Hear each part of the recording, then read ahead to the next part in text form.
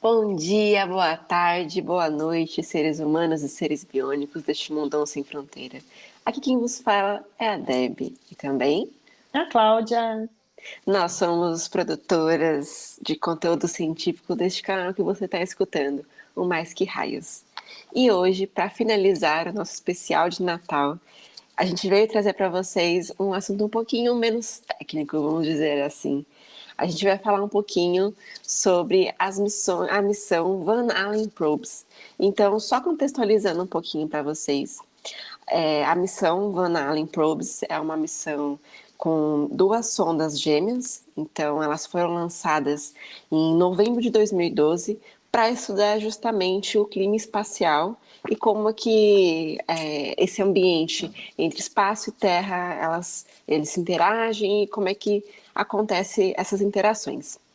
E por falar então nessas interações e nessa missão, hoje a gente vai falar um pouquinho com a Cláudia sobre a experiência que ela teve de trabalhar diretamente com essa missão. Adivinha onde? Na NASA, gente. Na NASA. NASA, eu trabalhei na NASA, é isso aí. Então, conta pra gente como é que aconteceu tudo isso, como é que você foi parar lá, por que que foi exatamente essa missão e o que que você fazia. Conta tudo desde o começo. Então, de onde surgiu essa ideia de você ir lá e mexer com a missão Van Allen Probe? Então, em 2015, quando eu decidi fazer o meu doutorado na Geofísica Espacial, né, que eu saí lá de Relâmpagos e fui para Geofísica Espacial, eu conheci o Dr. Alisson, o Dr. Luiz Eduardo, a doutora Lívia, e eles estavam montando um grupo de radiação, Radiation Belts, né, que seria o estudo dos cinturões de radiação Van Allen no INPE, porque a gente já, a Geofísica Espacial do INPE, apesar dela já ser bastante antiga, consolidada, inclusive ser responsável por até descobertas importantes científicas mundialmente, que a gente pode vir a falar um dia sobre isso aqui, a gente ainda não tinha um grupo específico trabalhando só com o cinturão, né?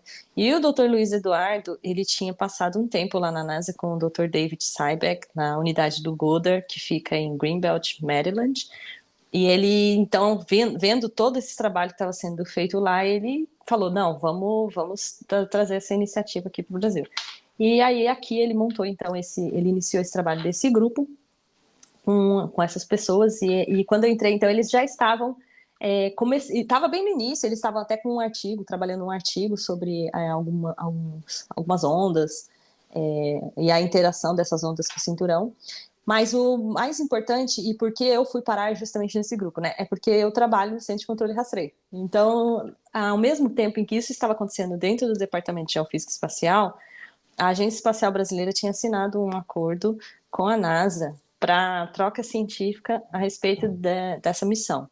Então, eles assinaram que a WIMP ia fornecer dados de rastreio, ele ia ajudar a rastrear uma delas, né, ou A ou a B, em tempo real, quando ela tivesse sob a visibilidade do Brasil e o Brasil tivesse disponibilidade de antena. Nós iríamos rastrear essa missão para contribuir com os dados científicos da NASA. E, ao mesmo tempo, então, o departamento que eu trabalhava iria fazer o rastreio, e o departamento de geofísica era o responsável por colher os frutos disso, né? Então, a troca era científica, não envolvia financeiramente pagamento para o uso das antenas, mas existia essa troca científica. Então, nós teríamos acesso aos dados científicos dessas antenas e ia publicar e fazer essa interação de cientistas entre a NASA e o INPE. E a ideia, então, era fazer esse rastreio durante toda a vida útil da missão ou só em um período que era para fazer? O rastreio ele foi assinado lá em 2012. A assinatura foi feita lá no início mesmo de quando as missões foram lançadas. Só que viabilizar o uso das antenas e construir esse caminho de onde o dado vai chegar, onde o dado vai ficar, como a gente vai fazer essa transferência, é que demorou muito tempo. Entendi. Então, até o INPE se preparar para poder atender essa demanda, que foi do Ministério, né? Então, tipo assim, não foi feito o INPE assinou, né? O Ministério, a Agência Espacial Brasileira assinou e veio de cima para baixo, então, isso. Então, aí a gente teve que correr para se ajustar e demorou. um tempo, até mesmo porque as nossas antenas elas são utilizadas, né, o tempo inteiro para fazer os rastreios dos nossos satélites, mas a equipe de Cuiabá, na figura do Glauber, do Adfailson, fizeram um trabalho excelente lá para poder conseguir adaptar um dos sistemas para poder fazer esse rastreio, mas isso só começou a acontecer mesmo depois, que foi quando eu entrei. Porque daí o que acontece? Quando eu estava lá, eu escutava geofísica, precisamos desses dados, precisamos que acerte isso, e via lá no CCS, precisamos acertar isso. E eu, não, gente, vamos fazer, tem que fazer. E aí eu lembro que a gente chegou a fazer reuniões, a gente tentou usar uma antena de Alcântara, mas ela não atendia aos padrões para a captação do dado, a gente não conseguia configurar, né, os nossos sistemas. Então a gente teve um trabalho aí acontecendo, mas eu digo assim, a parte minha foi encher o saco dos outros. Isso eu acho que eu meio sei fazer bem. E aí eu acho que no final das contas o pessoal de Cuiabá fez um excelente trabalho, a gente conseguiu organizar tudo isso, depois a própria Geofísica foi responsável por armazenar esses dados para depois serem colocados no banco de dados lá da NASA. A gente conseguiu montar, organizar tudo isso. E isso foi legal. Eu acho que isso fez uma imagem do Brasil muito boa, porque a gente atendeu a demanda, certo? Uhum. E olha que sacanagem, né? A NASA acertou esse acordo, assim, tipo, com o Brasil e com a Argentina, tá? E aí tem a Van Allen, a Van Allen A e a Van Allen B. Então, assim, a gente ia rastrear uma e a Argentina a outra. Eu não sei se a Argentina fez a parte dela. Mas o Brasil fez e a gente conseguiu, então, ser responsável por ajudar em dados de tempo real, que são importantes, porque o que acontece? Uma das coisas que a Van Allen se propunha fazer é fazer a medida, né, das partículas no cinturão de radiação. E quando você está no espaço, você tem a dinâmica do clima espacial que a gente vem explicando aí durante todos esses 3 últimos episódios, ao longo do canal, né? Do tempo de canal. E aí, então, vamos falar por partes que eu já estou indo lá na frente. Vamos lá. Tá, mas o que acontece? Vamos lá, vamos voltar aqui para o que você me perguntou. Então, você me perguntou como tudo começou. E aí, então, começou esse grupo dentro do INPE, com essas pessoas que eu falei para você. E eu entrei com a proposta, então, de estar ajudando a fazer essa conversa, né, com um centro de controle também, mas estudar uma das partes específicas do cinturão de radiação. Porque, como vocês viram, a magnetosfera é imensa, tem um monte de coisa, e o cinturão de radiação também tem. Mas, então, o que acontece? O cinturão é muito complexo, tem um monte de coisas. A gente tem 2 cinturões, um externo, um interno. E dentro do próprio cinturão tem diversos fenômenos em que, se você tentar trabalhar de forma genérica, como cientista, não dá. Então, como cientista, você tem que ter uma concepção generalizada de como funcionam todas as coisas, mas para você avançar na pesquisa, você precisa ser específico. Então, o meu foco era trabalhar especificamente com o tipo de onda que era medida por essas 2 missões, a Van Allen A e a Van Allen B, e aí eu ia trabalhar especificamente com esses dados, enquanto outras pessoas do grupo iam trabalhar com outros dados, e no final das contas nós teríamos uma compreensão maior do que é o cinturão de radiação como um todo. Eu acho interessante falar um pouquinho mais desse ponto que você tocou. Estão começando agora na carreira acadêmica, entenderem que, assim, gente, não se faz pesquisa sozinho. E é muito importante você ter essa consciência, porque senão você vai se frustrar ao longo da sua jornada. Então, quando você entra num grupo de pesquisa, você vai entender que vai ter um monte de gente pesquisando coisas similares a você, porque é difícil dar conta de tudo sozinho, porque uma pesquisa acadêmica, para ser fundamentada, ticar todos os itens lá do método científico, você tem que funilar bastante. E isso não significa que você não vai aprender os outros restos também, mas significa que você precisa ter uma entrega ali, né? Então, no final das contas, você precisa ter algo palpável para entregar burocraticamente para validar o seu título, enfim. Então, é uma coisa muito específica. E isso é uma coisa que, quando eu entrei na área acadêmica, eu também fiquei eu demorei um pouquinho para entender, porque às vezes a gente acha que a gente tem que dar conta de tudo, né? Só que aí a gente vê que, se a gente quiser dar conta de tudo, a gente não vai conseguir dar conta de nada, e aí o negócio não vai deslanchar. Mas só esses parênteses mesmo que já fechei. Ah, tudo bem. Bom, e aí nessa interação então, como nosso grupo é um grupo novo, as pessoas estavam começando a se apropriar dos conhecimentos aqui, é muito importante para a gente fazer esse intercâmbio na NASA, né? E aí, então, o meu orientador, ele falou, não, faz questão que você vá, faça um tempo lá, né? O meu orientador durante o meu doutorado foi o Dr. Luiz Eduardo. E aí a gente, então, submeteu a proposta para fazer um doutorado sanduíche na NASA. E aí, então, nesse doutorado sanduíche no Brasil, significa que eu vou fazer uma parte do meu doutorado no Brasil e uma parte do meu doutorado fora do Brasil. É uma modalidade prevista pela CAPES, né, pelas agências, né, de fomento de pesquisa no Brasil. Então, a CAPES, ela colhe alguns alunos e dentro desse processo de seleção, ela financia para você ficar um tempo lá estudando. E aí foi isso que aconteceu. Então, eu fui para lá no ano de 2017, fiquei de 2017 até 2018 lá, na unidade do Goddard Space Flight Center. A NASA tem várias unidades. O Goddard costuma ser a unidade que concentra cientistas e áreas de pesquisas de diversos, tem até planetária lá dentro, né? Mas é mais um instituto de pesquisa. Então, normalmente lá você não vai ver desenvolvendo um foguete, porque lá não é a unidade que faz foguete, lá é a unidade que faz pesquisa. Então, o que você pode ver lá dentro são fabricação de equipamentos do satélite, ou então alguma coisa assim, entendeu? Ou até cientistas, são laboratórios de pesquisa, e lá no Goddard é mais isso, né? E lá no Goddard eu fiquei dentro do departamento de heliofísica, né, um prédio específico, então todo mundo que estudava ou trabalhava com a heliofísica ficava nesse prédio. Nesse prédio a gente tinha pessoas, por exemplo, que hoje a gente vê, hoje quando assisto, né, alguns programas falando sobre missões, essas pessoas são aquelas que aparecem nas entrevistas explicando sobre os fenômenos, sobre tudo isso, tá? E a gente do mundo inteiro concentrada nesse mesmo lugar. Então foi por isso que eu fui parar lá na NASA, né?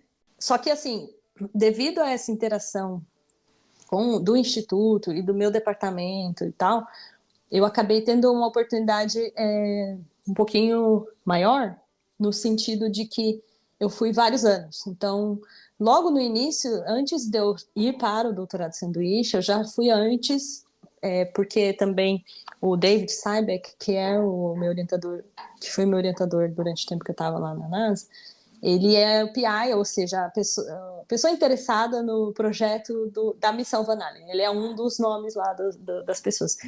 E lá a gente tem vários pequenos workshops, congressos, que são do interesse da gente estar interagindo. E ele achava muito importante que eu tivesse essa interação internacional. Então, então eu fui em 2016, num workshop que a gente tem de modelagem da geofísica. E aí, depois desse workshop, eu fui para a NASA, fiquei alguns dias, uma semana, 2 semanas lá, se não me engano.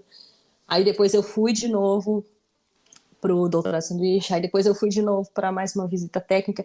Então, assim, eu tive essa oportunidade de revisitar a NASA algumas vezes e participar também de conferências internacionais, onde eu sempre tive a oportunidade de encontrar com essa equipe de trabalho. Então, nesse período especificamente do seu doutorado sanduíche, e você ficou atuando na pesquisa que você já estava fazendo aqui com esse comprimento de onda específico.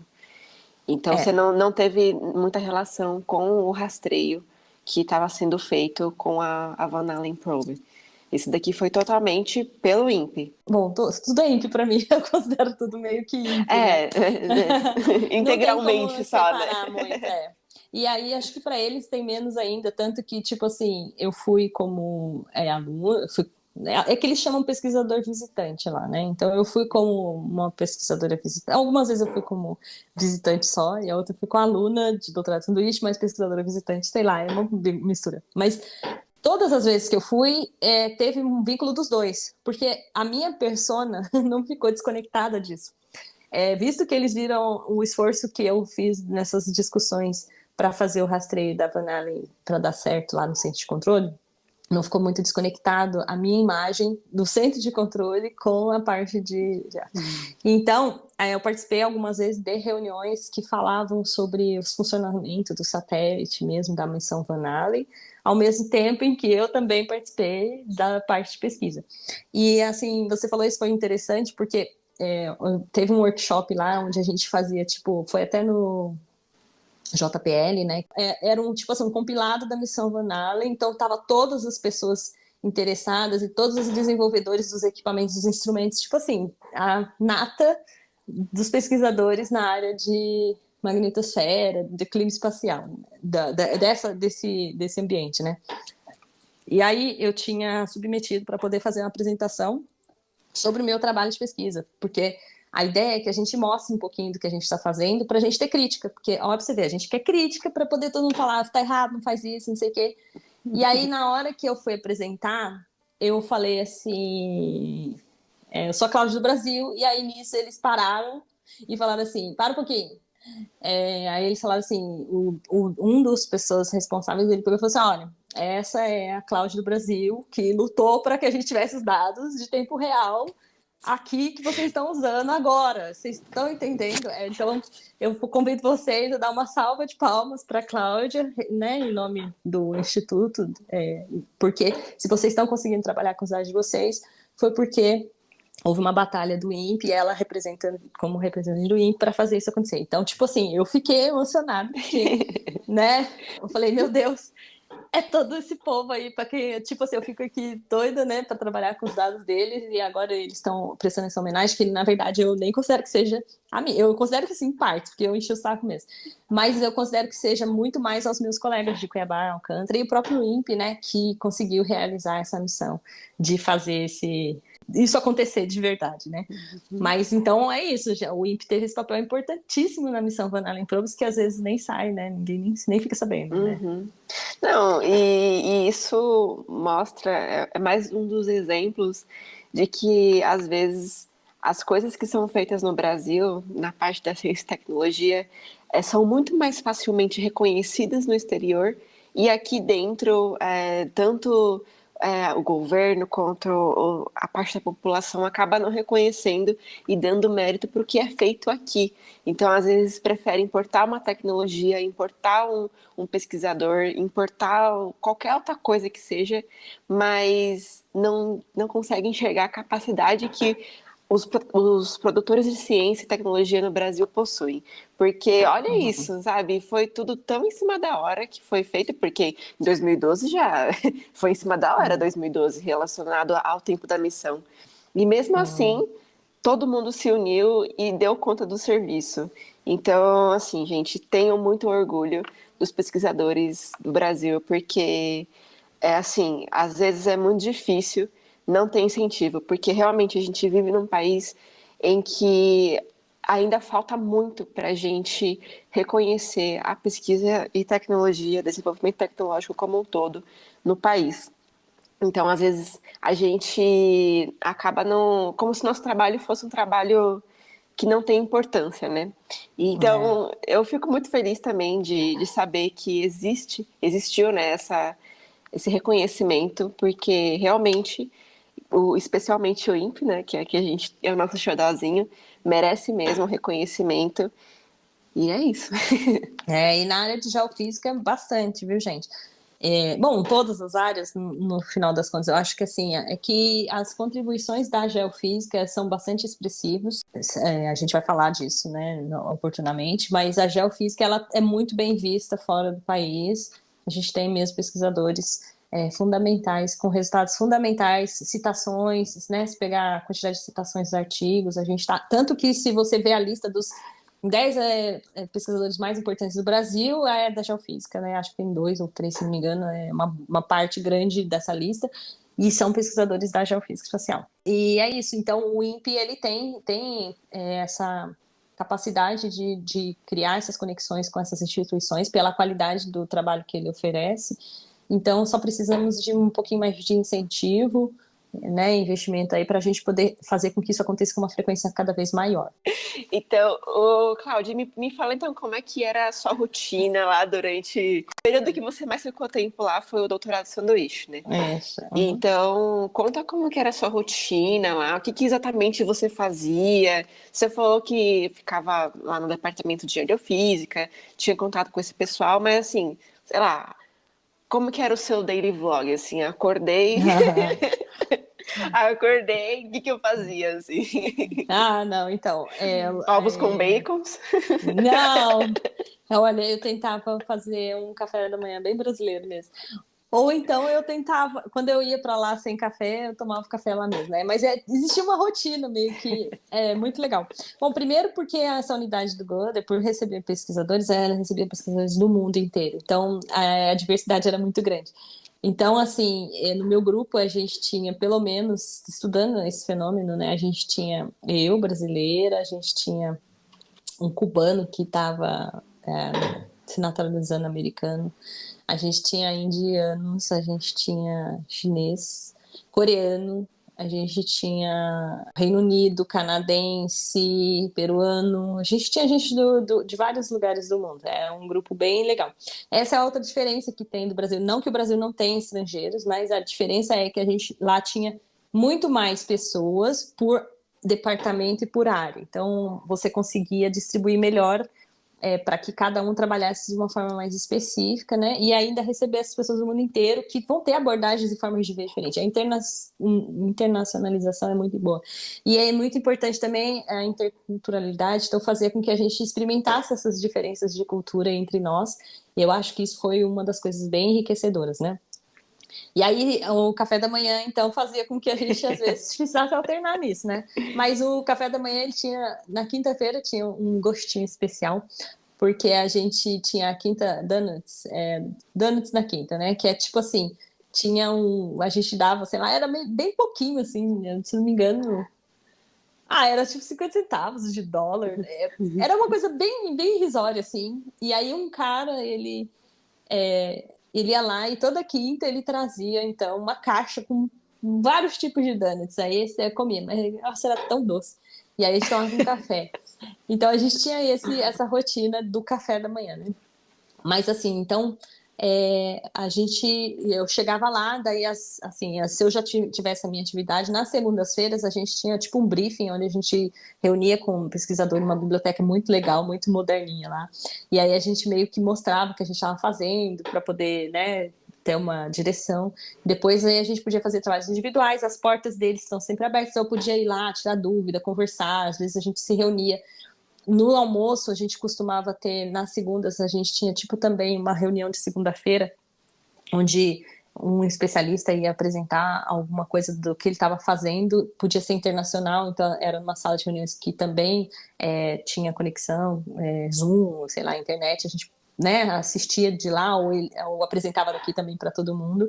E aí assim, a gente comia todo junto, então a gente pegava lá numa lanchonete lá as comidas, o que você queria, e vinha para essa sala. Então a gente meio que comia trabalhando e meio que rindo também, conversando. Era tipo meio tudo junto, É assim. um ambiente saudável, né? Assim, É.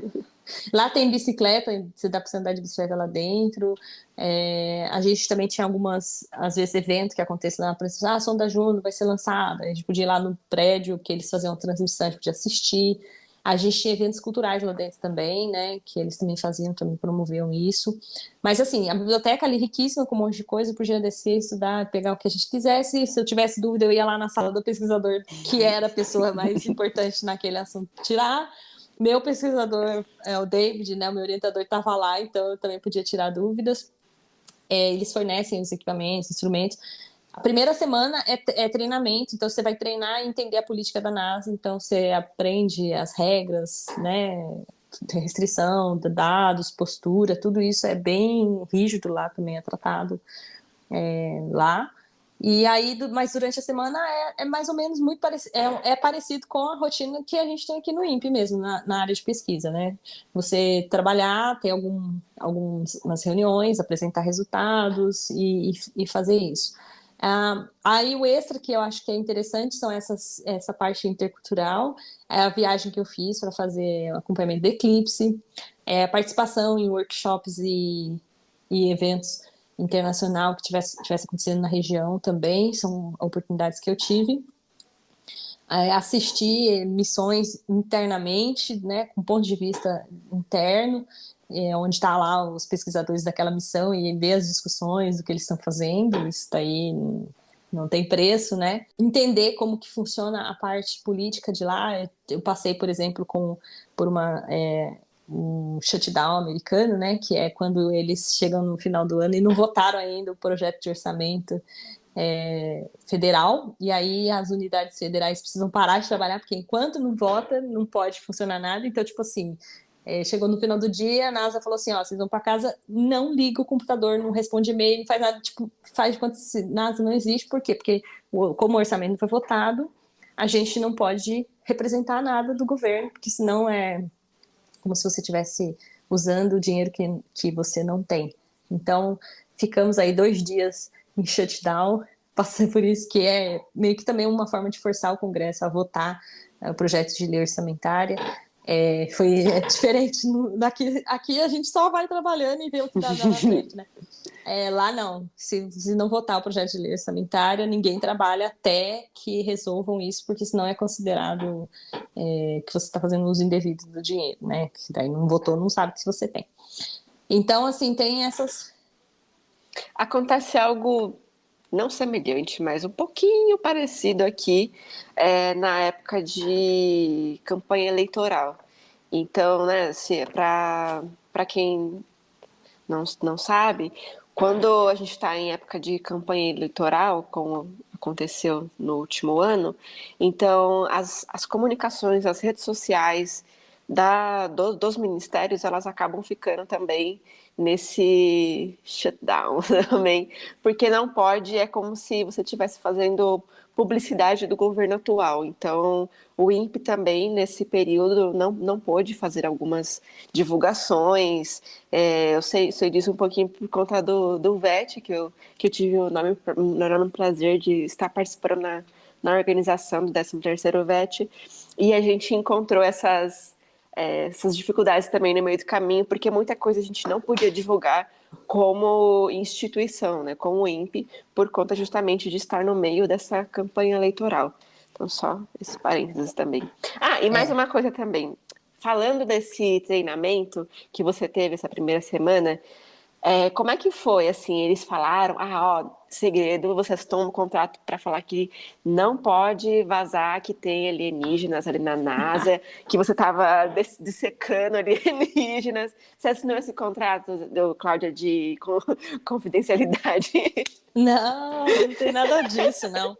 Não, isso que a gente faz lá, na verdade, é um treinamento de, tipo assim, de você entender como é a política da NASA, você entender, por exemplo, se tocar um alarme, o que você tem que fazer, as vestimentas, né, o dress code, precisa ser a postura também profissional, os limites que você tem dentro da instituição com relação ao seu colega de trabalho. A gente também aprende a Lei de Proteção e Garantia de Dados, que no Brasil a gente está tendo agora também, né? Que é tipo assim, eu posso dar minha senha de e-mail para outra pessoa que trabalha fora da NASA, né? Não funciona assim, você não pode fazer isso. Então, assim, são esses tipos de controles que eles têm, né? Tipo assim, ó, eu vou passar no portão, o guarda vai falar comigo, eu vou agir de qualquer jeito, uma louca, pulando, posso. Tipo assim, é mais ou menos uma coisa assim, meio que, né? Óbvio, mas não é Olha, nem para todo mundo, né? se você chegar num lugar e tiver, sei lá, uma faixa vermelha, você pode passar? Não. Então, tipo assim, é para você entender como que funciona lá, né? Porque existem regras em todos os lugares que a gente precisa seguir. Você não vai em modo aleatório. Você não chega lá no cinema e resolve sentar no palco. Não é assim, né? Então, tipo assim, é mais ou menos tentar coordenar essas regras de conduta, de convivência social. E também o lance, por exemplo, que você está com. Lá eu fiquei com o computador da NASA. Então, esse computador da NASA eu posso levar para casa? Não posso. Eu posso sair com isso? Não posso. Então, você vai aprendendo essas coisas para a sua própria segurança, né? Então, teve isso. Eu fui roubado, por exemplo, roubaram o crachá da NASA, roubaram tudo, né? Tipo assim. Então, o que eu faço quando acontece isso? Então, ali você já aprende antes, ó. Se você tiver o seu crachá roubado, o que você vai fazer? Né? Se acontecer alguma coisa com você aqui dentro, se você sofrer um assédio aqui dentro, para quem você vai reportar, qual a postura adequada para se tomar. Então, assim, eu fiz isso, né? Quando meu filho foi, ele também precisou passar a semana fazendo isso. Então, tipo assim, é a regra da NASA, a forma de introduzir. Mas isso em qualquer empresa, né? Porque, tipo assim, quando você entra em uma empresa, você não sabe como funciona aquela empresa. Então, essa é a primeira parte que você passa, Sim. né? Mas não envolvia nada de ocultação de dados, não. Nada disso, não. E nesse período que você esteve lá, qual foi a sua experiência assim mais marcante? Eu sei que tiveram muitas coisas especiais para você, mas assim, qual foi a coisa assim mais marcante, mais surpreendente dessa experiência toda? E não necessariamente precisa ser da instituição, mas também desse período de você ter trabalhado com pessoas multiculturais, ficado um tempo num país que não é o seu país, não é o seu país materno, não é a sua língua materna. Então, dessa experiência toda, assim, ainda trabalhar na agência espacial mais famosa do mundo. Então, o que mais te marcou nesse período inteiro que você carrega com você, assim, no quentinho do seu coração? Eu vou falar algumas, tá? Porque eu não consigo falar mais. Eu não consigo falar mais. Bom, a vou tentar ver no tempo, assim, sei lá. Então, acho que o eclipse foi, né, uma coisa inimaginável para mim, porque o eclipse já é por si só um evento, mas porque como ele aconteceu, né? Foi depois de eu ter sido roubada, então eu tava frágil, tinha tudo isso, precisava de uma acolhimento da equipe. Eu fui roubada no primeiro mês que eu tava lá. Então, tipo Puxa assim, eu vida. tive o acolhimento da equipe, de pessoas internacionais que nem me conheciam, e tipo assim, todo mundo foi lá e me ajudou. Então, aí a gente teve essa experiência de viajar por vários estados para poder chegar num outro lugar com outro tipo de cultura, porque é muito diferente também a cultura bem regionalizada lá também, né? A gente tem essa distinção. Que nem aqui no Brasil a gente tem, né? Tipo assim, o Brasil é inteiro, mas a gente sabe que no sul um pouquinho diferente do sudeste, um pouquinho diferente do norte, do nordeste, né? Do centro-oeste. Então, lá também tinha isso. Então, ter vivido essa experiência foi bem marcante, porque ela foi um monte de coisas junto ao mesmo tempo, né, ali compiladas. Aí, depois disso, eu acho que essa de ter ido apresentar o meu trabalho e, de repente, ver o reconhecimento de toda essa equipe para o Brasil, então isso também eu achei, assim, bem chocante.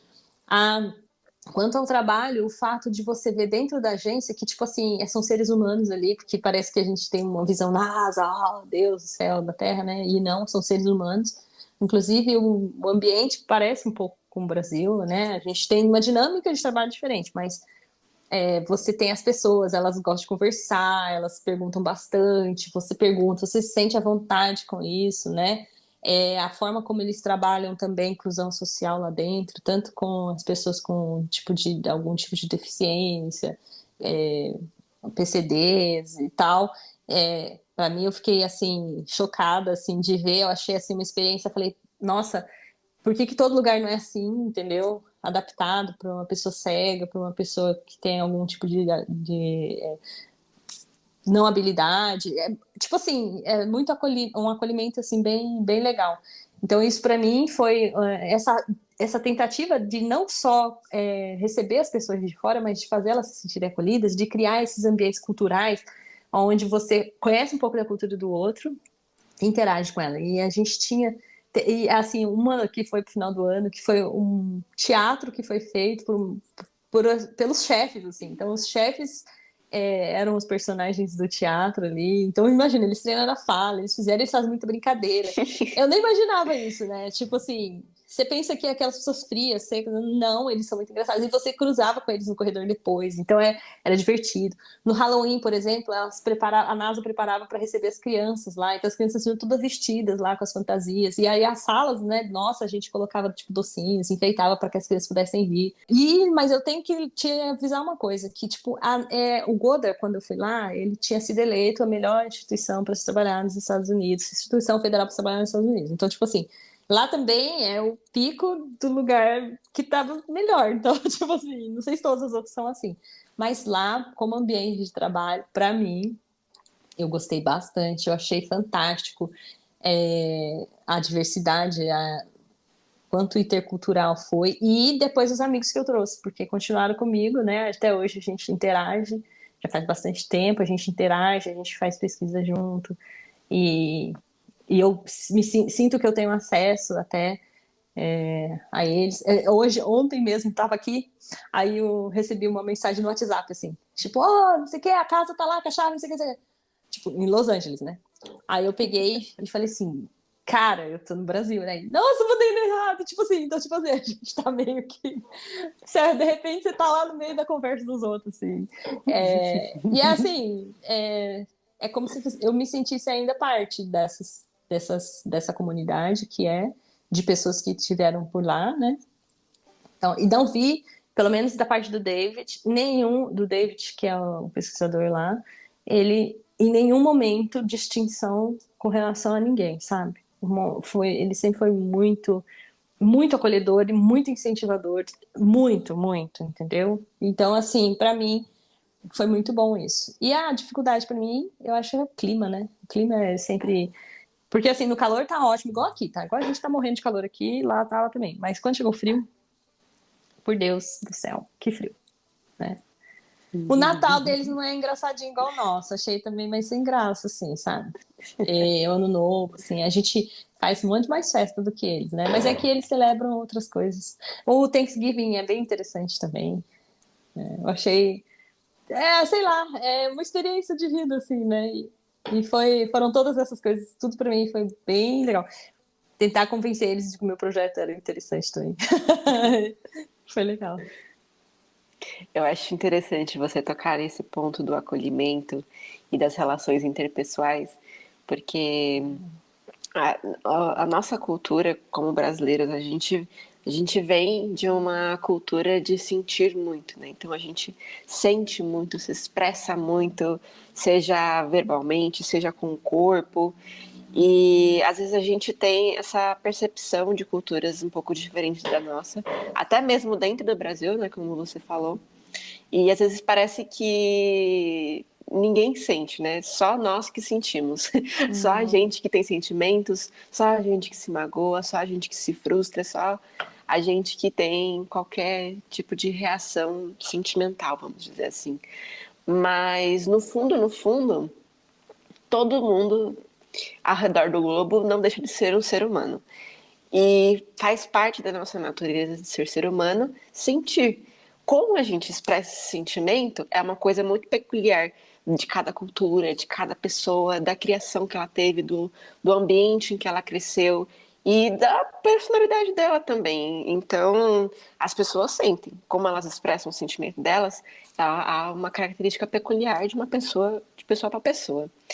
Mas eu acho muito importante tocar nesse ponto de que é um ser humano com sentimento, porque às vezes a gente tem a tendência de achar, que é o que você falou, né, NASA, nossa, todo mundo que trabalha na NASA é perfeito, né? Ninguém se frustra, ninguém chora, ninguém erra, as pessoas, sabe, tipo, elas, sim, sem defeito, sabe? Ou Uhum. qualquer outro pesquisador também, né? Sei lá, o fulano é o doutor pós-doc, então ele não erra, ele é perfeito, sem erro, sem defeito, sem nada.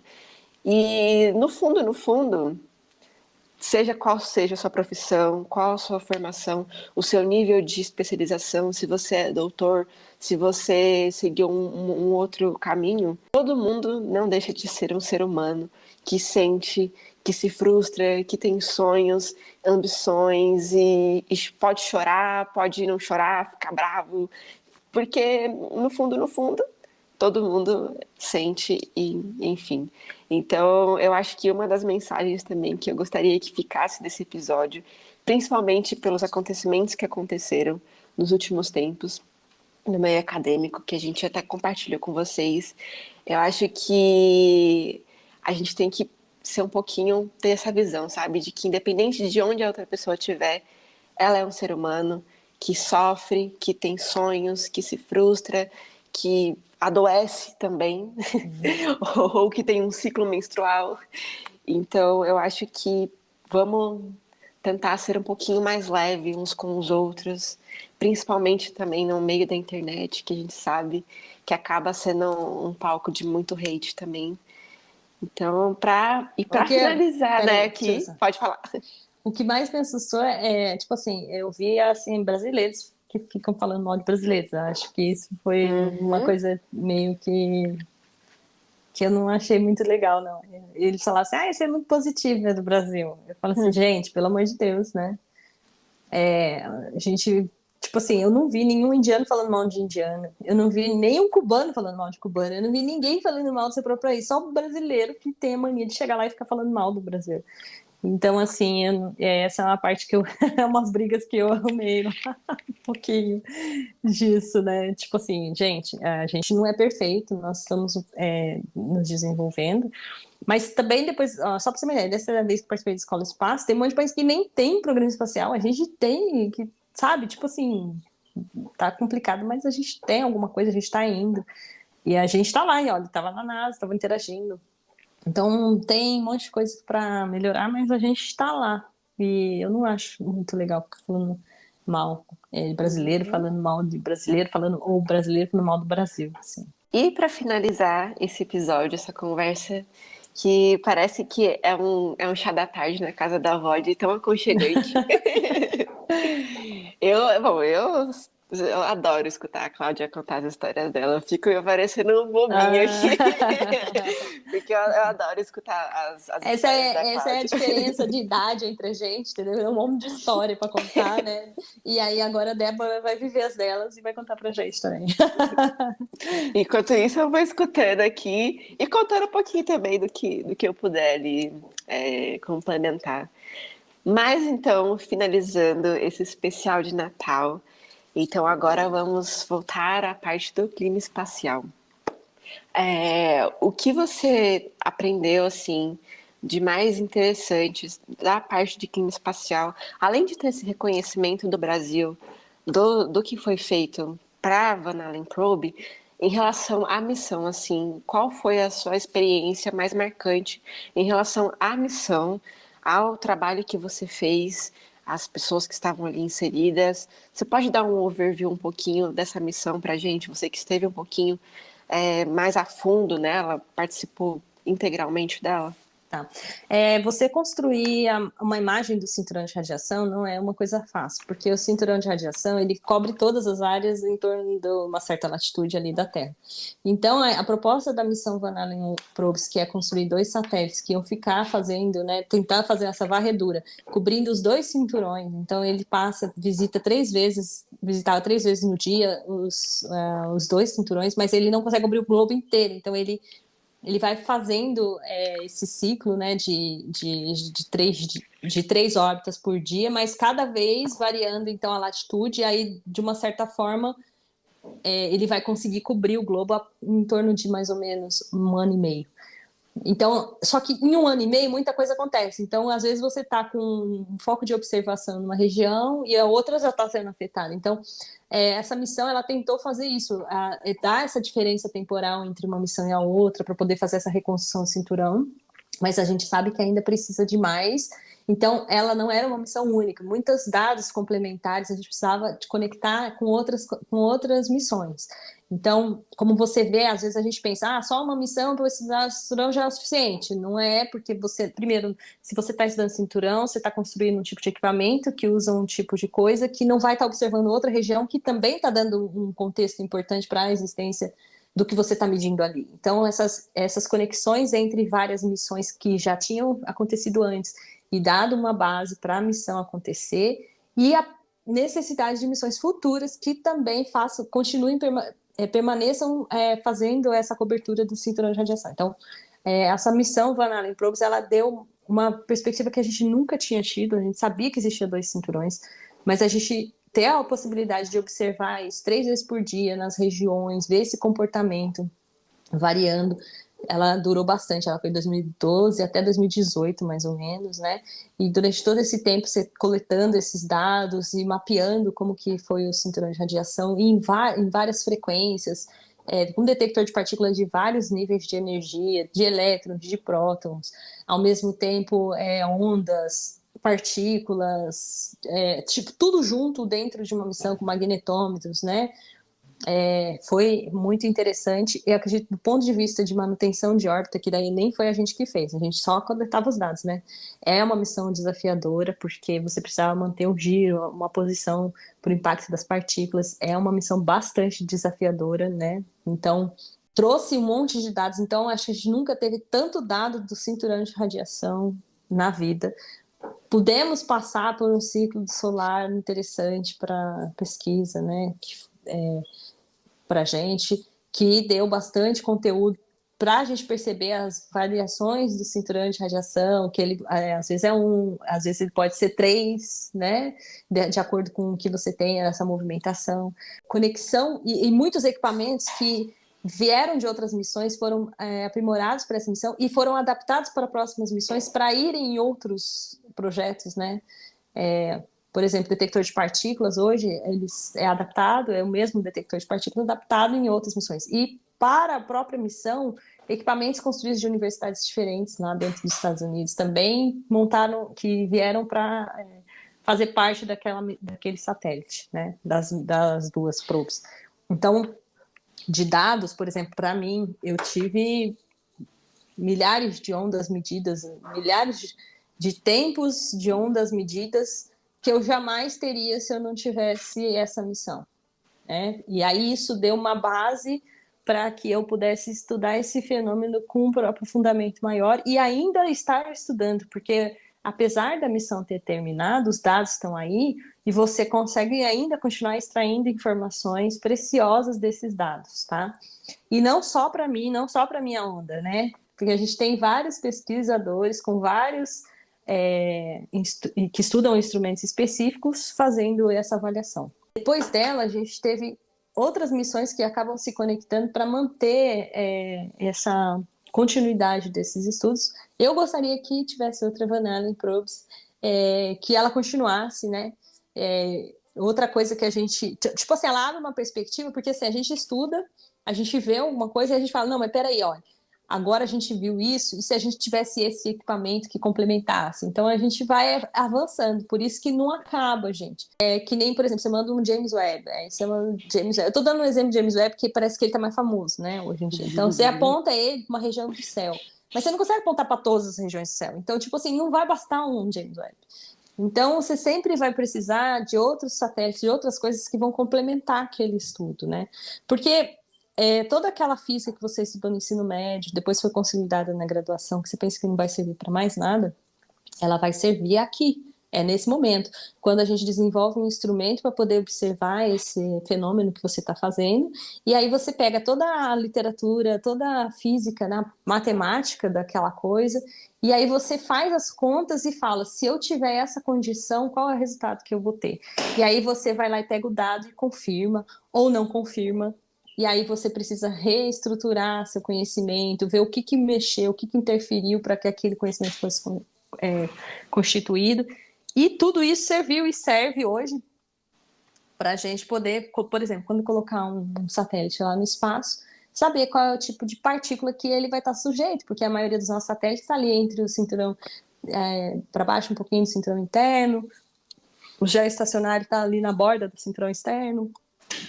Como que ele varia no tempo, quais são as influências que isso tudo sofre. Então, você está ali alimentando o conhecimento para poder melhorar a sua capacidade de, por exemplo, atravessar o cinturão para poder ir para o satélite. Atravessar, que não é uma barreira intransponível, né? Mas, assim, qual é o tipo de proteção que eu preciso colocar? Qual é a melhor fase? Qual é a melhor região que eu vou atravessar? Porque agora eu tenho dados para me ajudar a entender isso melhor. Nesse episódio, a gente vai ficando por aqui. A gente vai encerrar, então, com chave de ouro, nosso especial de Natal sobre clima espacial. Eu espero, do fundo do meu coração, que vocês tenham gostado muito desse especial de Natal, porque ele foi especial pra gente também. Pra gente foi, bom, pelo menos falando por mim, foi uma experiência incrível. Eu aprendi muito.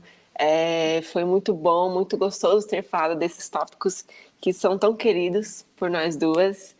Eu queria desejar mais uma vez um feliz ano novo, um final de ano feliz, na verdade, que eu espero que Bom, hoje é um dia depois do Natal, né? Então eu espero que vocês tenham tido um Natal feliz e que tenham um final de ano feliz também, que na verdade é só mais uma mudança de mês, né? Mas vamos completar aí mais uma volta em torno do Sol, então é legal também falar dessa parte astronômica. E que vocês continuem com a gente em 2024. A gente tem vários planos também para continuar melhorando essa entrega de conteúdo para vocês. Agradecer também as pessoas que estiveram conosco neste ano, as pessoas que chegaram, as pessoas que já estavam antes também. Agradecer a paciência que vocês têm e o carinho também que vocês têm pelo nosso conteúdo. E interajam com a gente se vocês querem um conteúdo específico, vocês querem que a gente aborde um tema específico ou alguma coisa diferente que a gente não fala, não faz, e que se tiver dentro da nossa possibilidade de trazer para vocês, e mesmo se não tiver, quem sabe a gente dá um jeito de trazer para vocês, a gente vai trazer com todo o carinho do mundo para vocês, porque falar de ciência é o que a gente mais ama. E eu passo minhas palavras para a Cláudia. Faço da Débora as minhas palavras. É isso aí, esse ano foi muito importante com a entrada da Débora. Nosso próximo episódio a gente deve fazer uma retrospectiva aí para poder dar uma revisitada nisso. Mas só tenho a dizer que esse ano foi bem melhor que o anterior. E eu espero que o próximo seja melhor ainda. E eu aguardo vocês, então, no próximo ano de 2024 aqui com a gente para mais que raios, notícias, informações, conteúdo, interação. E é isso. E tem novidade por aí, mas a gente só vai contar o ano que vem. Nossa, vamos contar o ano que vem. Só o ano que vem. Tá bom, gente. A gente vai ficando por aqui, então. Um grande abraço e tchau. Tchau. Até o ano que vem. Até.